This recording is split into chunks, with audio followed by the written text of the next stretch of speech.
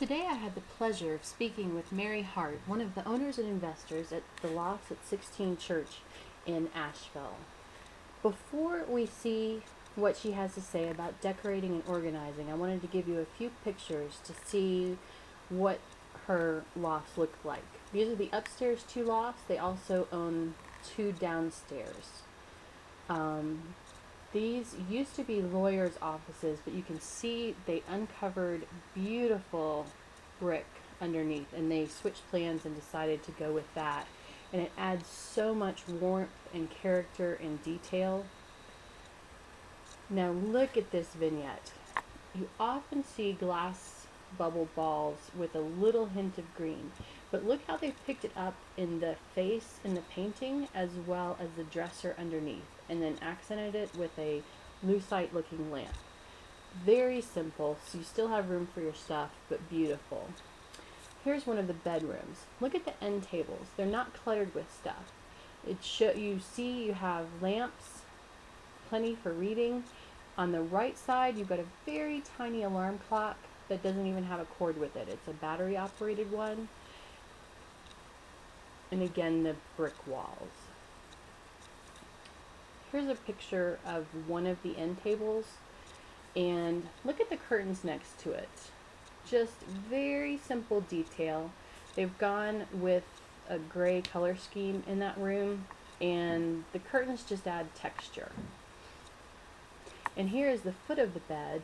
You see you've got your remote control so you can watch TV from bed, but they don't take up the whole beautiful dresser that they're on top of. And the mirror and the lamp, and you've got a chair to sit on. Very well thought out. Here's one of the kitchens.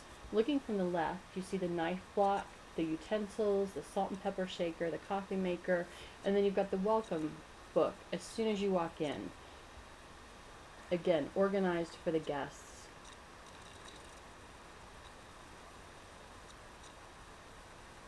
And then here's a trick. When you walk in, you see a very simple black and white photograph. But when you close the door behind you, you see that they've thought of another need that you might have while you're there. You have a place to hang your coats and your bags, but if it rains, you've got something right by the door to grab as you go downstairs to the nearby chocolate lounge or do a little shopping. They really have thought of everything, and it's a beautiful place. If you're in Asheville, visit the Lofts. Now let's hear what Mary has to say. How do you organize for the guests so that they walk in and they feel like it's a place where they're at home?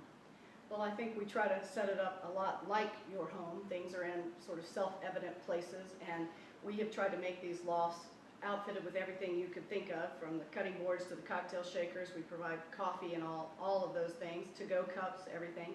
And they're just put in cupboards or cabinets that would be logical, obvious choices. For towels and linens and things like that, we leave 2 or 3 towels per person out, so they're hanging on towel rods or they're in shelves right in the bathroom so that you can see them immediately when you walk in. And we have a welcome sheet that tells people things they need to know about parking or the wireless internet or how to work the TV, things like that. And of course they always have our phone number so we can get calls from guests if they have any questions. But usually it's just pretty self-evident because it's just set up like a home where you would logically find something. No. So how did you take an old building and turn it into something warm and wonderful?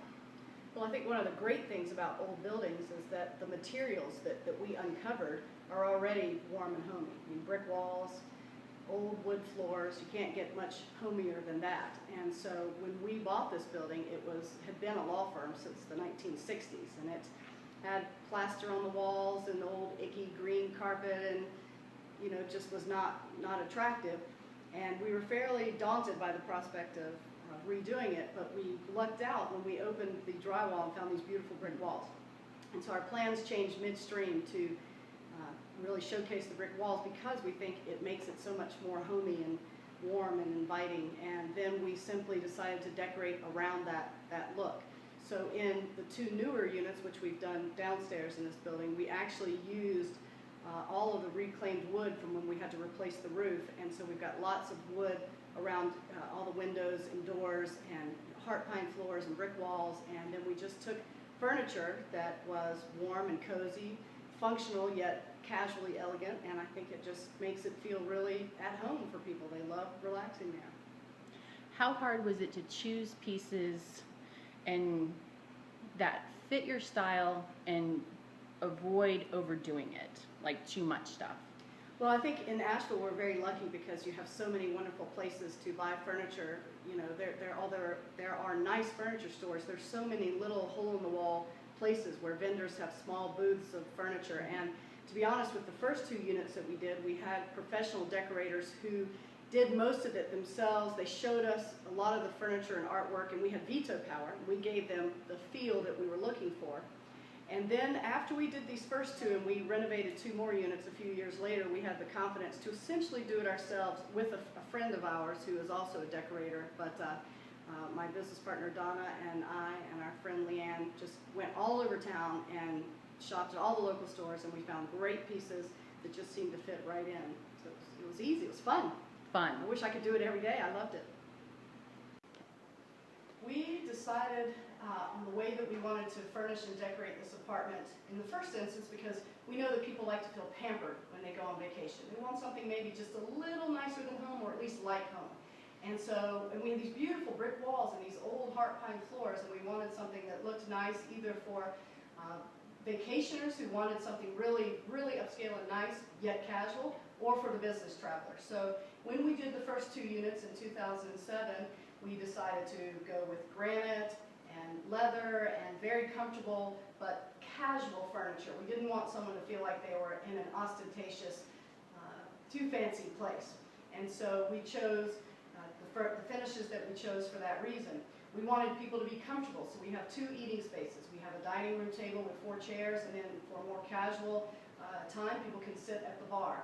We wanted fun artwork, so we have pieces like this and up on the cabinet, and just little touches here and there that I think make a difference.